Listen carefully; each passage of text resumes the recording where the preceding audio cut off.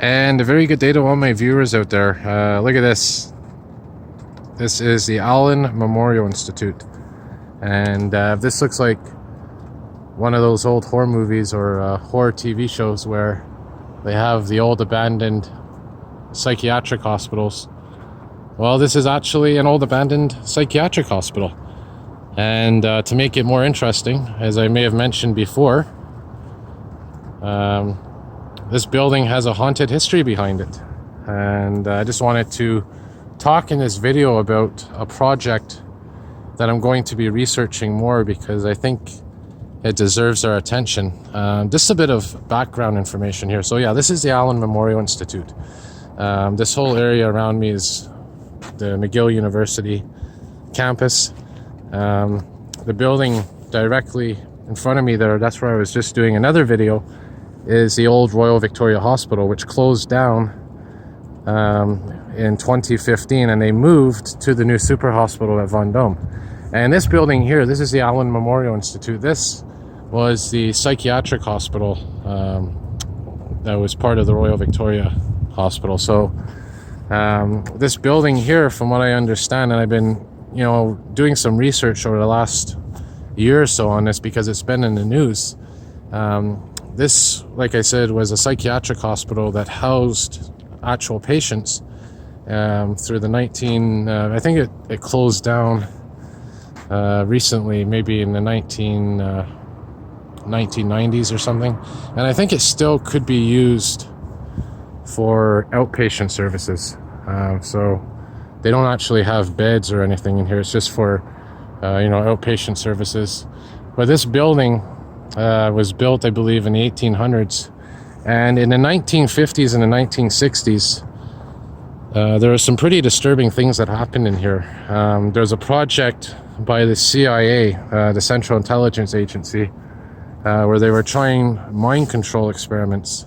Because, at that time there was a lot of stuff going on in the world, and they wanted to have as much power over the enemy as possible. And what they did, unfortunately, is they used hospitals throughout North America and the world to find guinea pigs for them, for their project. And it was called MK Ultra, I believe was the name of it.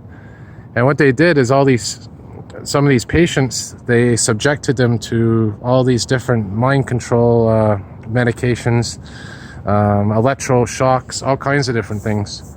And this was one of the most infamous areas where a lot of these experiments happened.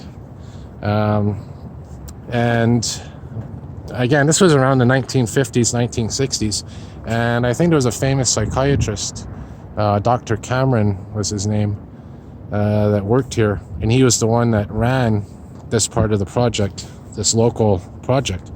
And I think in the beginning, it wasn't really meant, they weren't trying to hurt anybody. I think they were trying to actually help the patients. He wanted to see if these mind control experiments would actually help treat these patients that, had these psychiatric issues. Now, you got to understand, psychiatry is very new. It's a very new science.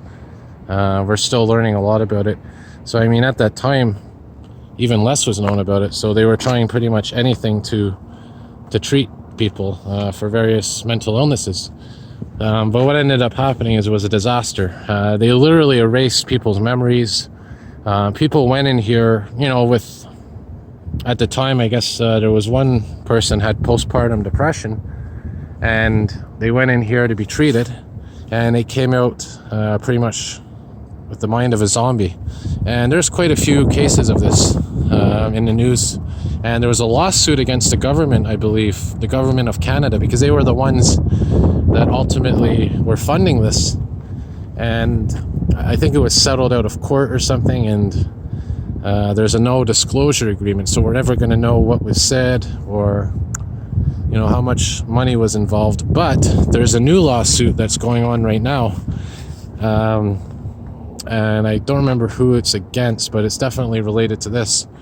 Now that brings me to this other side story that's part of this. In the 1950s and 1960s, it's a very sad part of our history. There was, residential schools where they basically took the Aboriginal children away from their homes, and they tried to assimilate them into, you know, the European culture.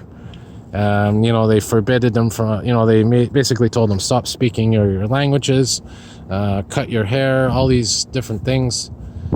And there's a rumor that there was some children here that were from residential schools or somehow connected to that program that were brought here, you know, with psychiatric issues, and some of them were actually killed in here, whether it was intentional or unintentional.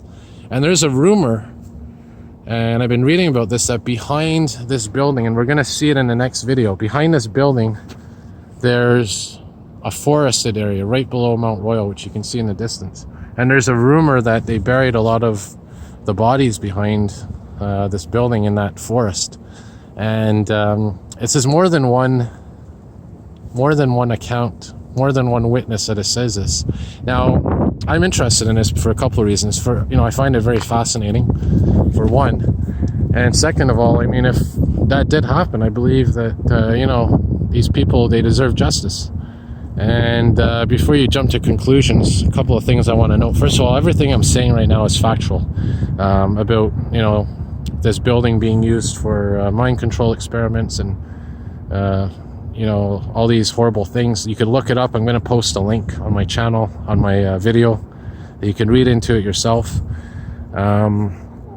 And this story about the cemetery, it's not confirmed at all. I mean, it could just be speculation. But, you know, wherever there's smoke, there's usually fire. And second thing, I'm not going to be going around here in the back digging holes or anything. But I think the government should do some kind of a project to see if there's actually any truth to those rumors. Because if there is any truth to those rumors, I mean, this is going to be huge. If there really is a secret burial ground behind here. And, you know, like I said, it's just a fascinating story. Again, you know, you think of old movies where they have the haunted, you know, mental institutions and those old Victorian-style buildings. It's kind of like a real-life movie right here. Really fascinating. But anyways, I'm going to keep you updated. I'm going to be doing some research. And it's something that, you know, has really been on my mind lately, because, I mean, if there's any truth to this story that there's a cemetery behind there, you know, I think it's something that should be out there and known to the public, and should be dealt with accordingly. Anyways, I'm going to cut the video here. I'll definitely keep you all updated on this, and yeah, thanks for watching.